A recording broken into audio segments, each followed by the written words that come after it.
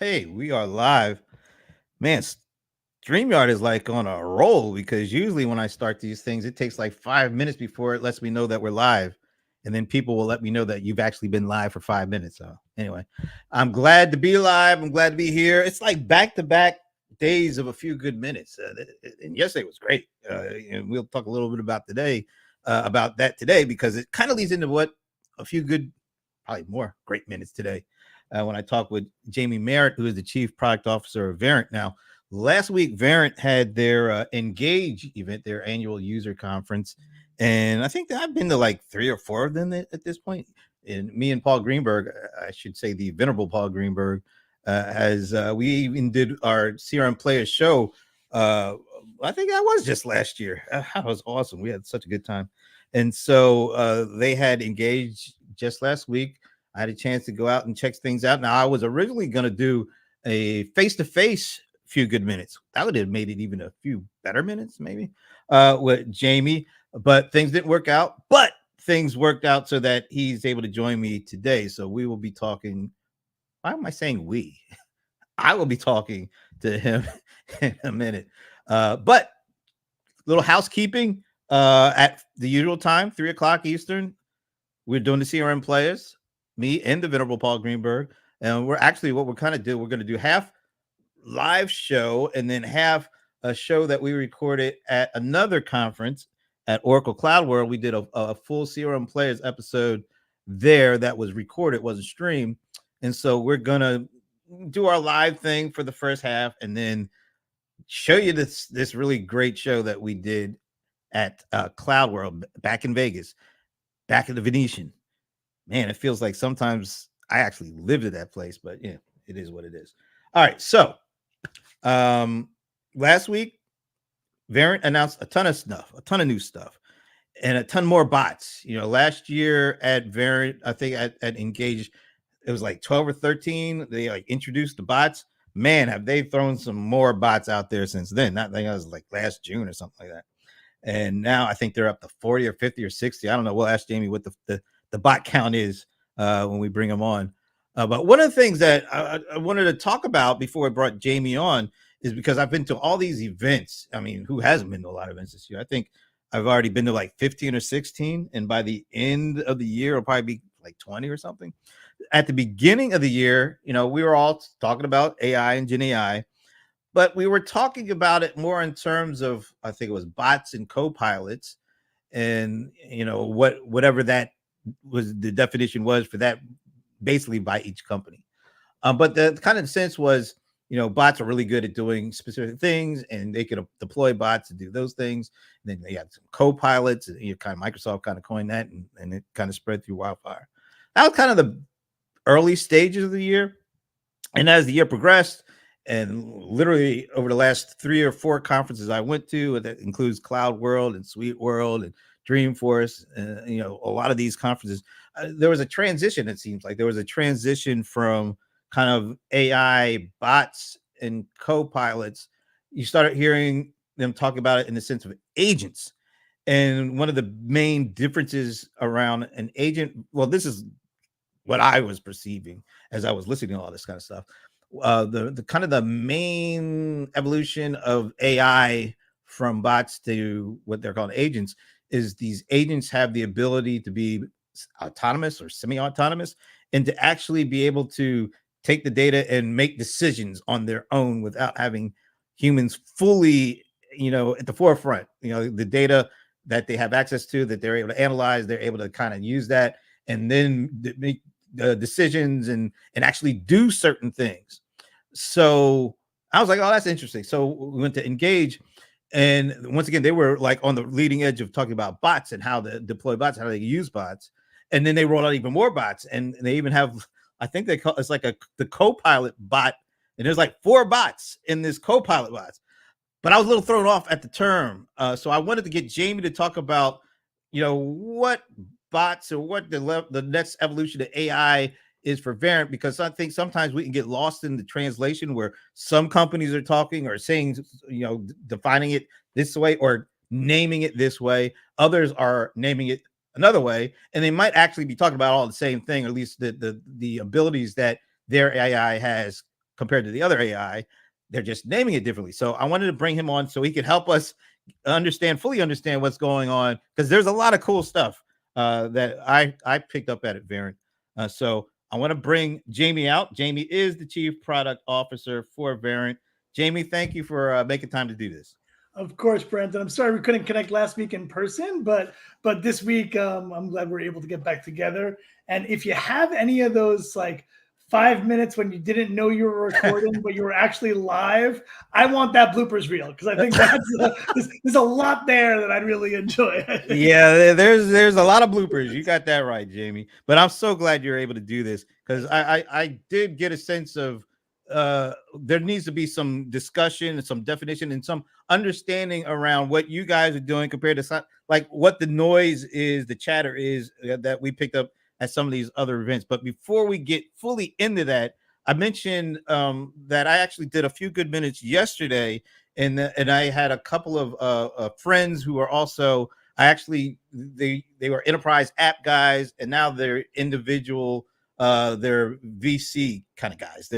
So Alex Bard is the managing director. Yeah, I almost said managing editor, managing director of Redpoint Ventures, and Scott Beachuk is a partner at Norwest Venture Partners. And the third gentleman, who's also a friend, his name is Anand Thakur. He's like a VC / private equity advisor kind of guy. So I brought these folks together to kind of just have a discussion around what is going on with VC and PE in the enterprise app space, and what impact AI is having on how they view it.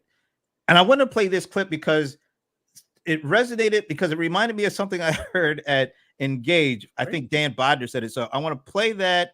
Then we'll talk a little bit more, and then we'll dig into the other things we were talking about. So sounds like a plan. All right, here we go. New companies, we want to know like what their vision for the future is, like how they're thinking about completely redefining the workflow. Because I think if you think in this current day and age incrementally, like software has historically been, I think you're going to miss the real opportunity. And now I think you're going to see a massive disruption, because it's not going to be, in my opinion, consumption based. It's going to be work based. Consumption is historically like you're consuming a resource, right? That's how people paid for infrastructure. I think this is going to be, you're paying for outcomes, like work to be done. If you think about budgets inside of a company, the software budget is an order of magnitude less than the labor budget. And this new sort of paradigm shift where it does the work will expand the historic software budget meaningfully, because it will eat into the labor budget, which will enable you to reduce. Now that comes with all sorts of other complications that we could talk about on humans, but like that's kind of what I think is very exciting.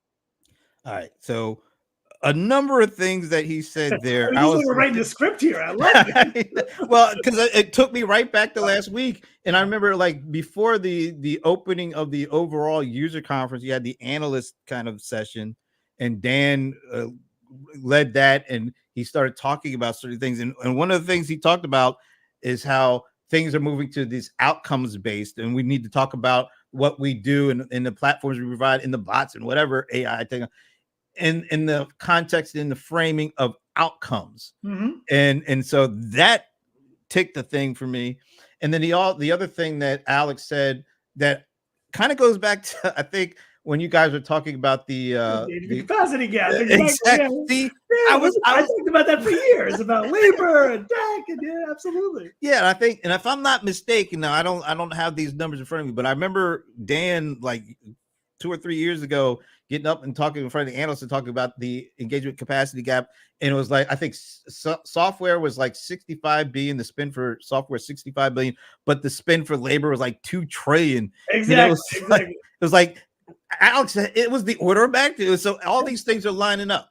So I wanted to kind of put that out there, so that's kind of the frame, because you guys, you are talking about your AI and everything that kind of surrounds it, with AI and data and all that, in terms of delivering outcomes, as opposed to talking about specific, kind of the framing of bots to copilots to what a lot of people are calling agents. So if you could, before we get too specific with like the copilot, stuff, just kind of let us understand how you guys are looking at and talking about and framing your AI.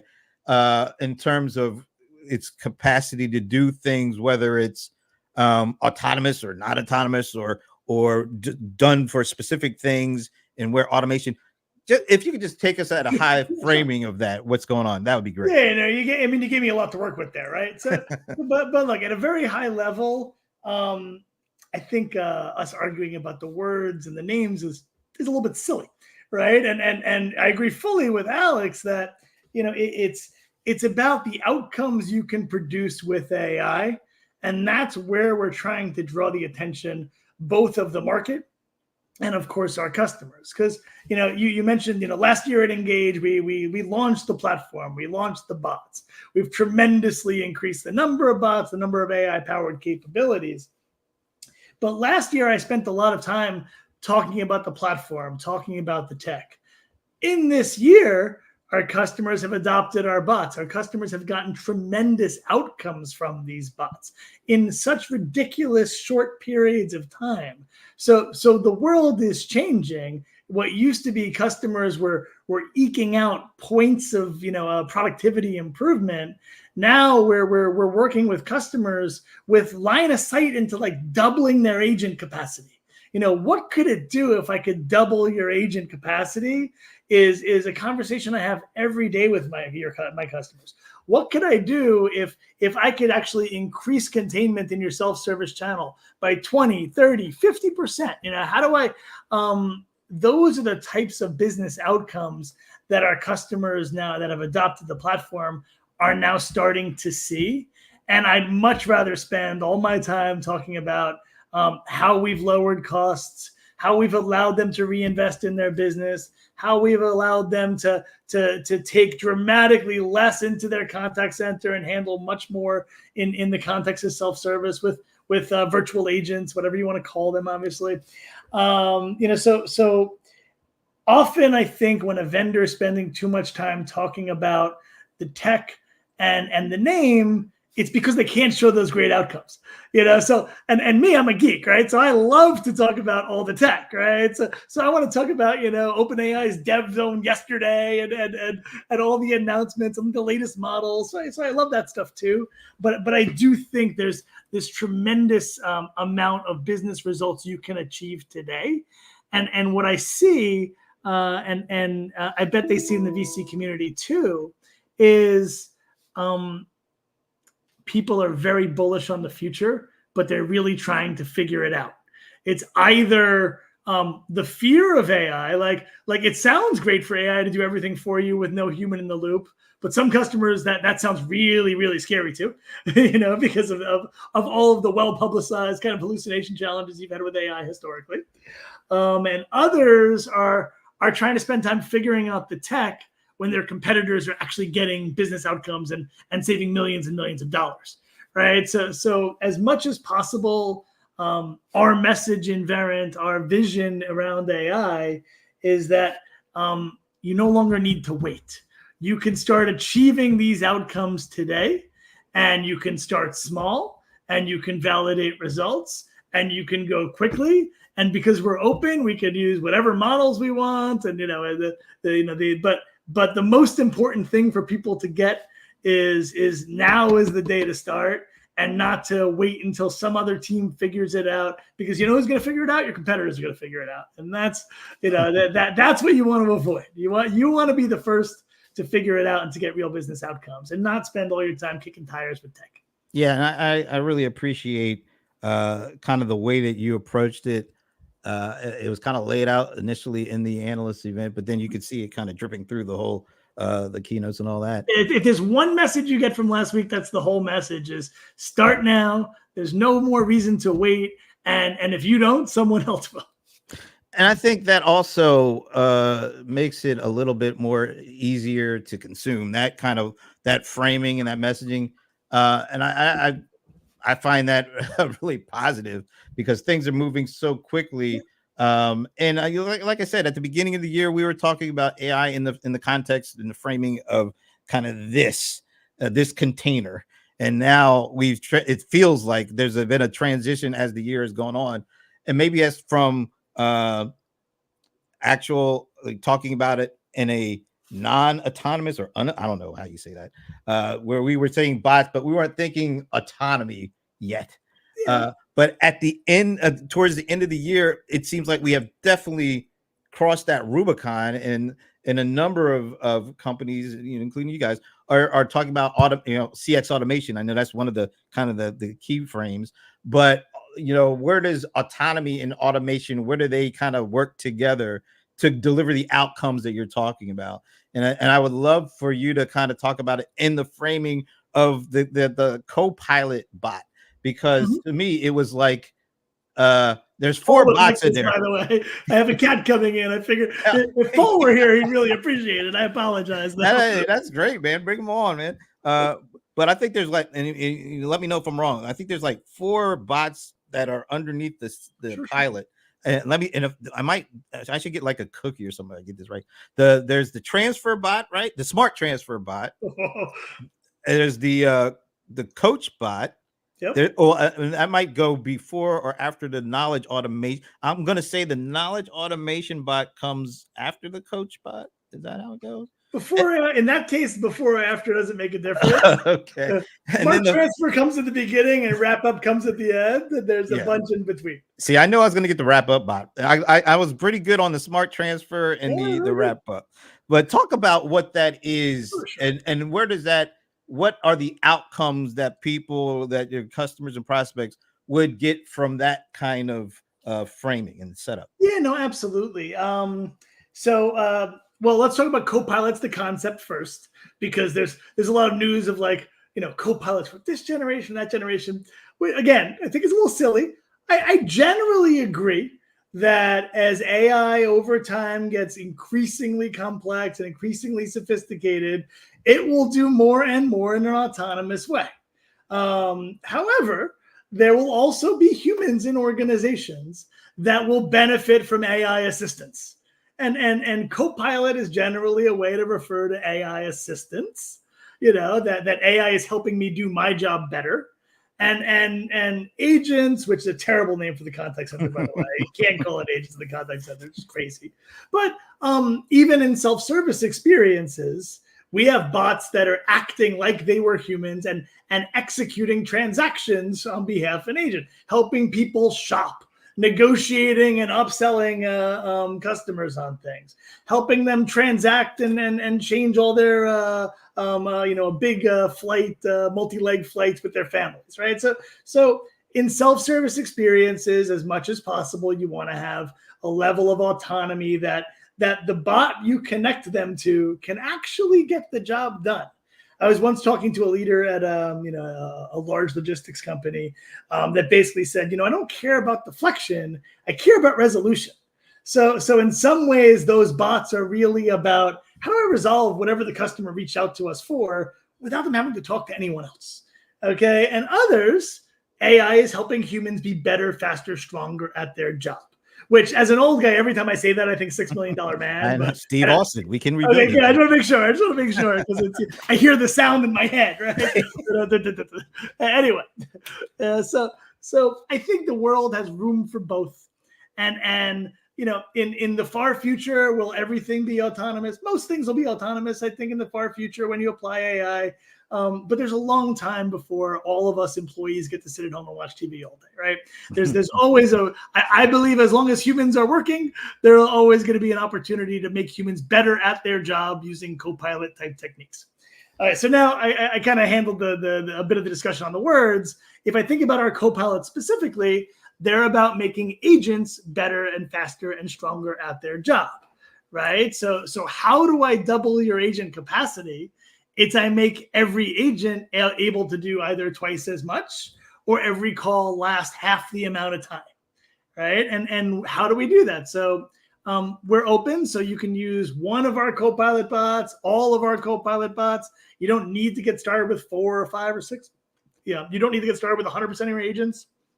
I want you to start small, choose the one that makes the most sense, where your biggest business problem is, and then measure the outcome, because when you see the outcomes that we can deliver, you're gonna scale and expand. It's the most natural way for us to drive expansion, right?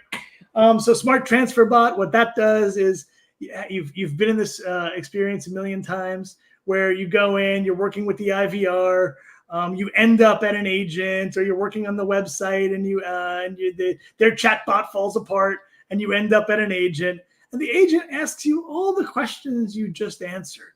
The agent asks you, to identify yourself again, and you logged into the website when you first started. So the smart transfer bot usually saves about 20 seconds off of a call, because the agent actually knows what happened in the self-service channel. It knows if the customer has been authenticated. It knows what they're calling in about and what they tried in self-service, why they failed out of self-service. Maybe they're talking about churning, and you want them to talk to a person. You need to know what they've already gone through if you want to give them a seamless experience when they start talking to someone. So the Smart Transfer Bot is a lot about providing all the context we know about what's already happened, what we know about the customer, and getting agents right onto a call or into a chat with all the information they need to be productive. Usually saves about 20 seconds. Knowledge automation bot. When you search for knowledge across many organizations, the answer is there. But good luck finding it. It's across a million different data sources. It might be right in the middle of there could be one document, but it happens to be like 20 pages. So you're on a call, you're talking to a customer, and you're trying to find and parse through pages and reams of, I say reams of paper, but it's, again, I'm old, but lots and lots and lots of documents to try to figure it out, right? The knowledge automation bot says, you know what, I'm going to do that for you. So it goes and understands all the knowledge that's sitting around the organization. It crawls, it spiders, whatever kind of creepy thing you want to use for a verb for that. Okay, and then it has that knowledge in its own its memory. Let's think of it that way, right? So then when I ask a question, or if I hear something on the call that I want to tell the agent to do something, I can just give you a little paragraph, a couple sentences that says, here's exactly what your policy is in this particular case. Here's where you're supposed to read the script to the customer because they are entering into something governed by regulatory policy. And we'll also show you the source of the information. If you need more detail, you can read this 20-page document. But I want to give you just the answer to your question without you having to rewrite all your content so agents can read it right. Put them into a single place, which, have you ever tried to do that? First thing you do, you get them all to one place, you buy another company, and then you don't have them all in one place, right? So go to where the knowledge is, summarize it for the agent. Then we hit the coaching bot.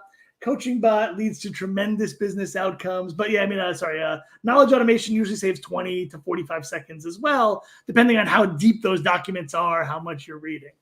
Then you go into coaching. Coaching can be in a variety of ways. Sometimes we do coaching around upsell.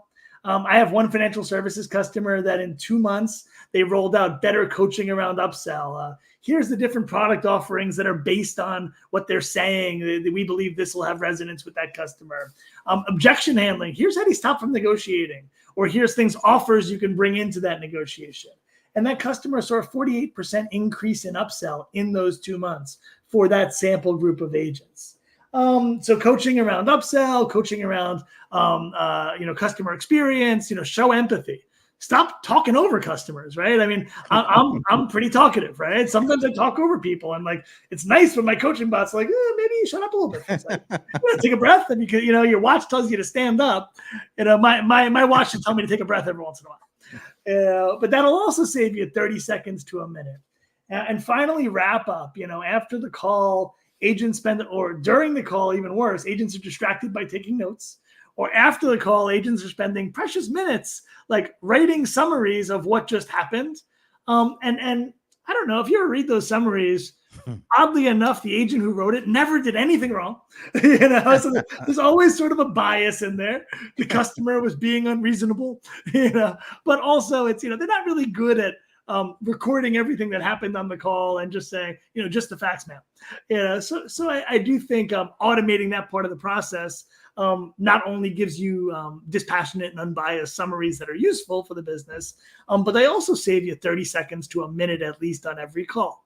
Mm-hmm. That also translates into money. I mean, every minute I save in an individual call saves $1.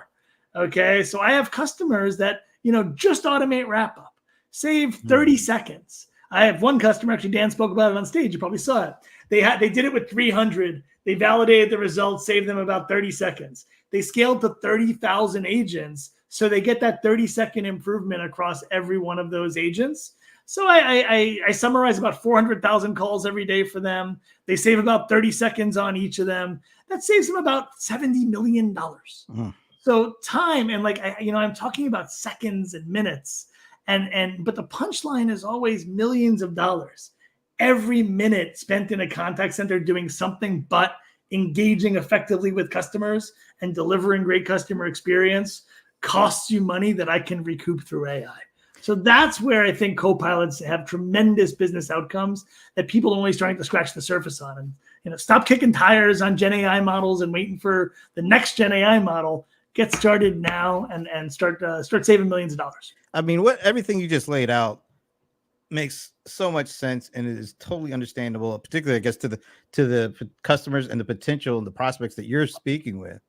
And it feels like this is definitely the case of a human in the loop, and it's really human is still kind of the main component, and the AI is the supporting cast, which I think is a ways lots of companies really want it to be. It's not always the case, but that's copilots. I kind of define as that's where you're helping humans. Right. I have other bots that are fully autonomous, and they're still bots because I don't want to play with names, but they deliver business outcomes without a human in the loop in all cases. Right. So what percentage of the companies do you think, and maybe it's just speaking to your customer base, they're ready for that? They're ready, like you said, stop kicking the tires. They understand now what the potential outcome could be or how this could impact them. What do they actually need to do besides buy your stuff to actually take full advantage? Yeah, that's okay. That's one. But what should they do in order to get that outcome beyond buying the platform? So there's very little they need to do beyond get the bot, right? So that's one of the great parts of having our open approach and our open platform. So I did this whole spiel last week on the stage around if you're still on premises, that's no problem. Okay, if you want us to pick up in your desktop, that's no problem. You still have, you have 20 different CRM systems. I have a customer that has 5 CRM systems. That's not a problem. We can integrate those summaries into 5 CRM systems. It sounds like a problem to me, but okay. I understand. Well, okay, there is a problem, but my customer was in the audience, and I'm like, oh, no, that's perfectly normal. I see that all the time. I got like a few of them that are, look, if you're very inquisitive, you end up with a lot of CRM systems, and they're usually like 5 different sales forces. But not always, but it's very often different instances. Anyway, if you have a different mix of channels from on-premises and cloud vendors, that's also not a problem. So it's I'm very purposeful in how do I deliver AI without major disruptive changes, because the market is really, really tired of talking about AI and the light at the end of the tunnel. But hey, I have 2 years of infrastructure work that I have to do first, and I think they've gone down that path a number of times, and they're just tired of it, and they haven't seen outcomes yet. And it's really time to take the outcome first. So we've designed our architecture so we'll meet you where you are. We'll bring our AI into your existing workflows. I'll deliver it from the cloud, but you don't have to be 100% in the cloud to take advantage of any of it. I'll deliver it working with other people's channels. I'll deliver it with other people's desktops. So I try to take all those objections away so they can see those outcomes in as fast an amount of time as possible. And typically, I'm able to, for a small group of agents, that's where I want people to start. Let me prove value to you quickly. I'll do that in 30 days. I'll get it deployed in 30 days. I'll connect it into their existing workflow. And over the first quarter, they'll see material business outcomes, and then they grow. They might go from 300 to 30,000. They might go from 100 to 1,000. But once when they start counting the minutes and the money, they always go larger. This might even not be in your bailiwick, because I know you're a product guy. I'll just make it up. I gotta love that. There was no hesitation in your voice. But part of that conversation, that clip from Alex, when he was talking about, things should be going towards outcomes, right? Yep. He also talked about a switch in not only kind of the technology in talking about outcomes, but even how these things should be priced. A lot of people are talking, right now we're in a subscription world. A lot of people are talking about consumption based, but does outcome based, like the way that you explain it, does that call for pricing that's outcome based, or do we kind of stick to what's traditional, or do we do something like consumption? I know this is not technically your space, but it's enough of my about I have an opinion. Okay. And you can choose whether you like my opinion or not. Some of it's words, right? Like, so consumption based is just that I'm counting something based on usage, right? So I liked when he called it work based in that clip, because that got closer to where I think he was going. Like, but I think his main point was, in most consumption models, they're really like utility models. Right. I'm charging by CPU minutes. I'm charging for the amount of memory in that particular instance. It's like infrastructure service, AWS pricing. Right. That's a good example. Which is based off of the utility system. So. Right. With work-based, I still consider it consumption, because you're just metering and counting something and they're paying based on how much they use. But often I charge based on minutes, right? So all of my outcomes that I talked about, I'm really measuring how much time I'm saving. So if I charge you minutes, naturally that price goes, the cost you spend goes down because you're using less minutes in some ways, right? So it's, I try to get a metric that closely aligns with the business objective. So whether it's time-based in the sense of not CPU minutes, but actual minutes spent with a customer, employees engaging with customers. How many articles did I show them during that time? How many minutes did I schedule them to work today? And because we do workforce optimization stuff too, right? How widely used was that knowledge article? Did that coaching translate into an upsell and you captured revenue based on it? So I try to price with the metric that is closest to where they save money or make money, but usually it's what you count varies based on the outcome you're going for.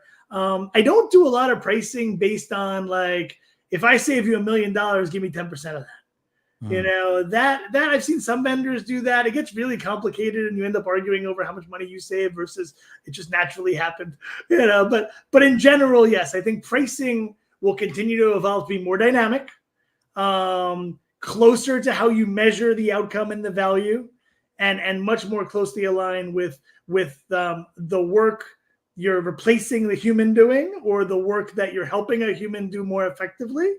Then it will align with, like, the infrastructure costs around delivering the service and how you measure CPU and memory. So I kind of blended between geek and business there, right? Yeah. I think we charge based on geekiness right now in today's consumption-based models, and it needs to shift to a business consumption model that's based on the work or the outcome. Yeah, I love the way you put that, because I think right now we are charging the geekiness model, as opposed to the outcome model. Sure. I think CPU minutes. How many CPU minutes are you going to use this year? I have no idea. I have guys that probably will know that, but like, it's a crazy thing to know. Yeah. There's no business user that I'm aware, but you know what business users do know? They know how many calls they're going to get this month. They know how much time they spend. They know how many agents they have employed, and how many people they need on a shift to actually cover the load.